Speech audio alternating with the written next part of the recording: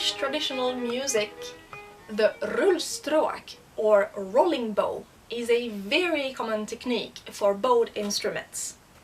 It can be found within tunes as part of the melody, but also used as an accompaniment or an effect. It is not very difficult, but as everything requires a little bit of practice. So let's get into it step by step and learn the three main types of Rullstråk.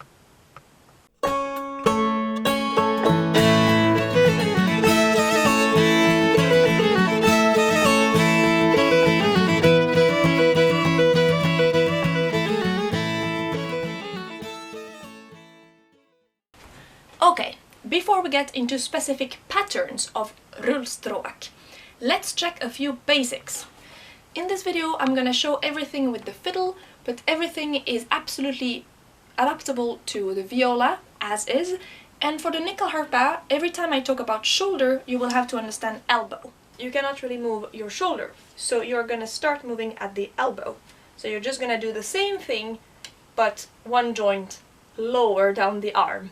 But except for that, it's the same technique. For cello, however, I have no idea, because I'm not a very good cello player yet. I hope I will be someday. And the bowing being in the other direction, I don't know. I haven't studied. Cello players, if you know that, let me know how to do Rullstråk on a cello. I guess it's just about doing this, but it's very different from violin. So, the first thing that is really important when you do Rullstråk is to forget everything you've ever learned about having smooth wrist and smooth fingers. You know, we're always trying to have this kind of smoothness here. Discard that at once, and also discard even the idea of bowing, because the idea of bowing comes a lot from the elbow, right? We do this. Well, scrap that, and instead we're gonna focus on the shoulder. We are not going to bow, but we're going to just change strings with a movement that comes only from the shoulder.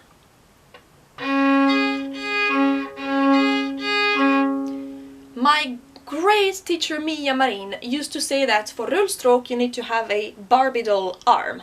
You know, the earlier Barbies, you could not bend their elbows nor wrist for that matter. They were only bending at the shoulder. That's the only articulation they had in the arm, and that's exactly what we want. So we want a 90-degree angle, more or less, and then we just want to use the shoulder to move the bow on the strings.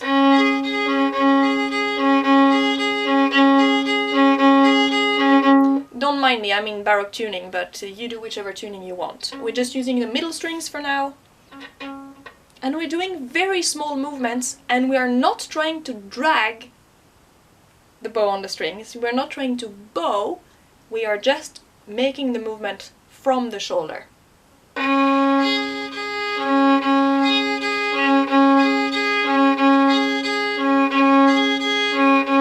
Nothing else is moving, not the fingers, not the wrist, not the elbow. And look at the contact point of your bow and try to see how far you can go without touching the lower string or the highest string. So we stay on the two middle strings.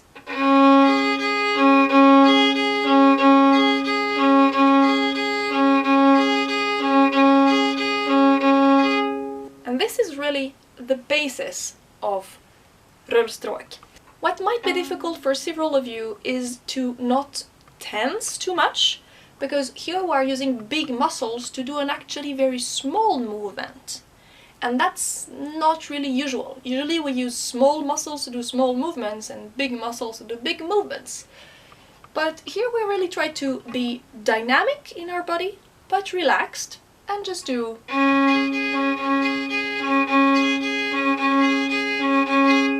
And try to really listen to what you're doing. Maybe record yourself, always a good idea. And to not do something like or not too much of one of the strings, but an equal amount of both. Dun dun dun dun dun dun dun dun dun dun dun dun. As simple and relaxed as possible.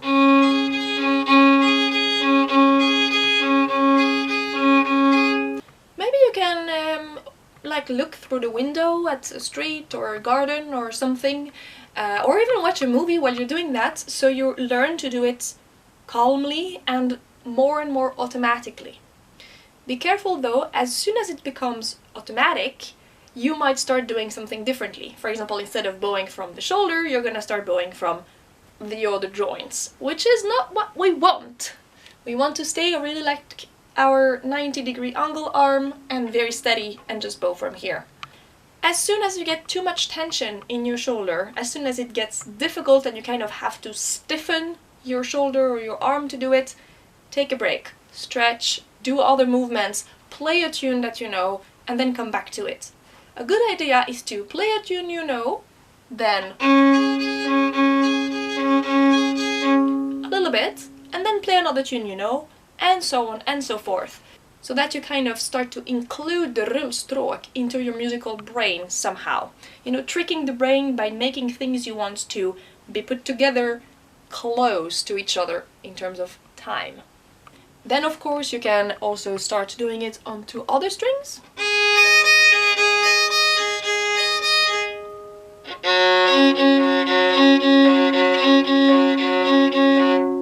It's exactly the same thing. And then while you start getting comfortable, to make it even more natural to you, you can start having fun with the left hand.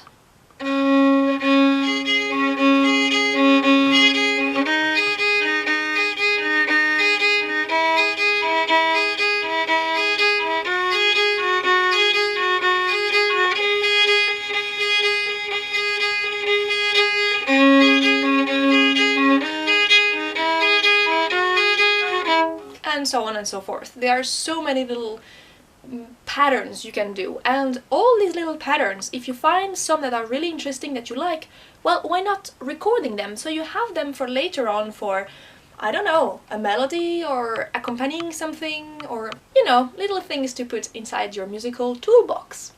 Before we move on to the next pattern of Rullstråk, I just want to give a name to this one. If you look at your hand in the mirror, you should practice with a mirror, by the way, because then you can really check that you are not moving other joints except your shoulder.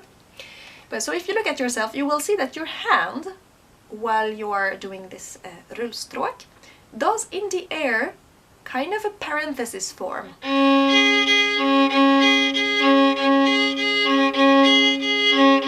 If you were holding a flashlight in the dark and you would take a picture with a very long exposure, you would probably get a little parenthesis shape.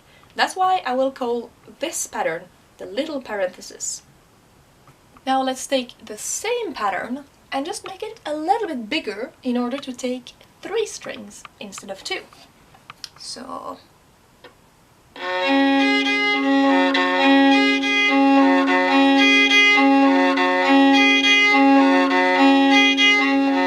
you can imagine that I call this one the big parenthesis. And again, it's really about not moving any joint beside the shoulder, taking it very calmly and listening very carefully. This is going to be harder than just the little parenthesis, because we have now 3 notes to balance. And it's very easy to start doing something like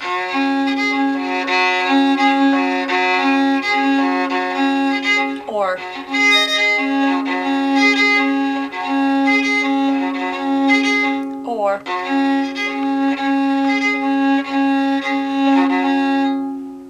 to reinforce one of them, to give more space to one of these 3 notes, instead of giving them all the same duration and importance.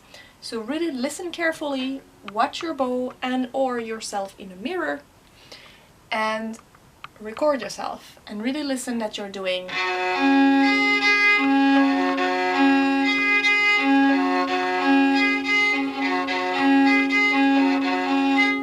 that these notes are as equal to each other as possible. Important note, we are using kind of the middle of the bow, and we are not using a lot of it at all. If you try to use a lot of bow, first it's gonna be very hard to control. Longer bow, harder to control, more speed. But also you will very probably start using your elbow and try to actually bow, which we don't want to do. We want to just use the shoulder. And it's just not gonna sound good. It's gonna be very messy and quickly very unbalanced. So keep maximum 10 centimeters, and for the little parentheses even like 5, and just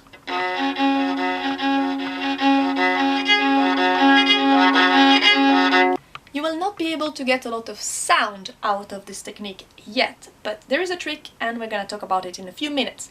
But for now, just keep it quiet, simple and calm and short.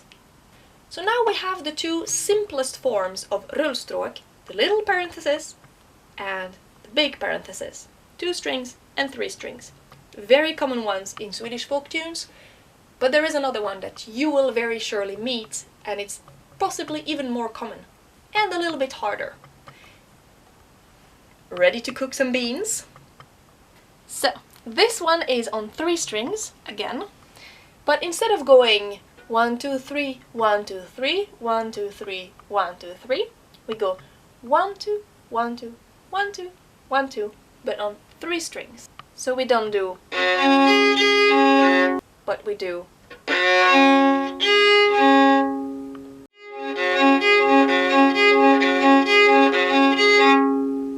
You have very surely heard this one, in any case in the slängpolska från Barsebäck that I taught recently. So for this one we start with the little parenthesis, but we decompose the whole beat in 2 bits. 2 little parentheses, if you want. The first one is just a normal one, but then we shift without playing, and then we play another little parenthesis for AD.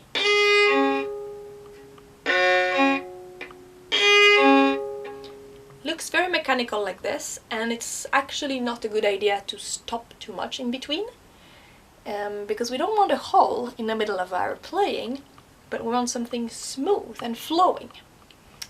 So what we're gonna do is, instead of doing just a parenthesis like that, we're gonna do a bean shape thing. At least it looks a bit like a bean to me.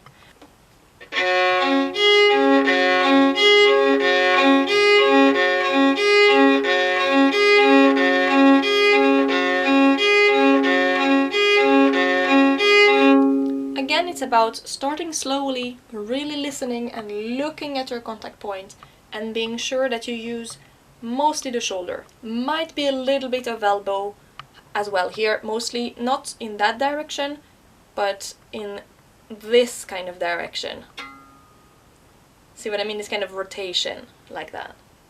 This will happen, else you cannot do this bean shape. I say bean, I will keep to bean, but you are absolutely free to label your weird movements and techniques the way you want. It has to work for you. The trap here is to start actually bowing each note separately, but kind of bind them. Something like... It's a nice thing, but it's not what we're after, and it's not rullstråk. Rullstråk is really not about doing really bowing, but about moving the entire arm from the elbow. Yeah, I know I'm repeating this, but it's really important. It's really what distinguishes it from normal bowing, if you want. And it's also what allows you to go fast. As before, you can start learning it like this, and then you can start...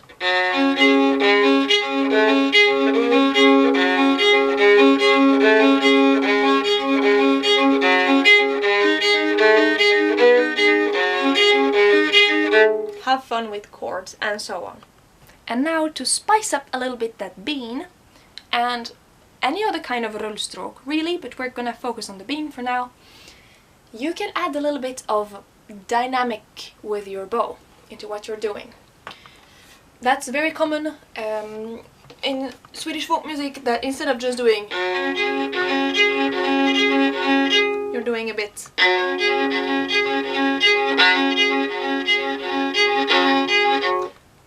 A little bit of an accent in some places, especially on the bass, so the lowest tone, and that's what we're gonna see now. Basically you're gonna use your index finger to do a little tone start in Swedish. So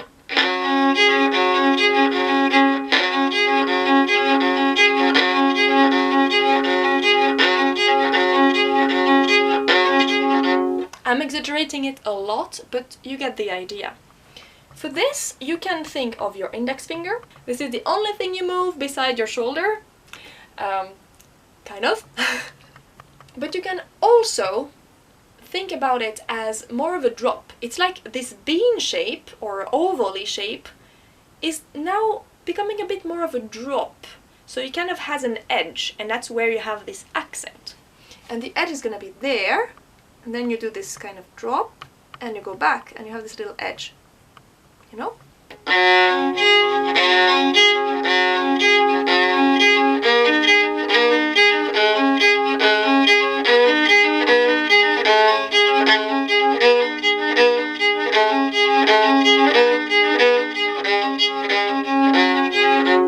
Exaggerating here again, but you get the idea. So look at the shape your hand is doing in a mirror and see how you can alter it to make it like a drop.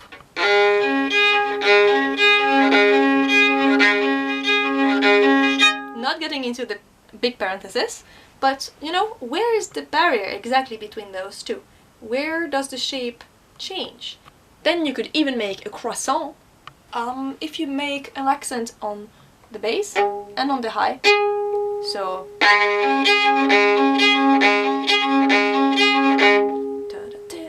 it's kind of a moony shape, if you see what I mean. Name them as you want, as long as it makes sense for you and you can remember them and distinguish them. That's the important bit. I hope you now feel equipped to play the Rullstråk. It's one of my favorite ornaments, it's very effective, and for accompanying, for playing chords on a fiddle, which is not really a chord instrument like a guitar or something, it's really, really useful. Let me know in the comments which tune containing Rullstråk is your favorite one. I really can't pick one myself, because I love this effect so much and there are so many beautiful tunes. I don't have a favorite really. There are many favorites, I would say. If you are new here and you find Scandinavian folk music interesting, don't forget to subscribe. If you are already subscribed, please check that you actually are, because YouTube does unsubscribe some people randomly for no reason that I know of, but it has happened to me and to several people, so check that you still are subscribed. And if you like my videos and my music, please consider supporting me on Patreon, link in the description below. Huge thanks to my patrons, by the way. You guys rock and roll the bow. That was not even a pun. I'm ashamed now. Let's see you next time. Goodbye. Hej då!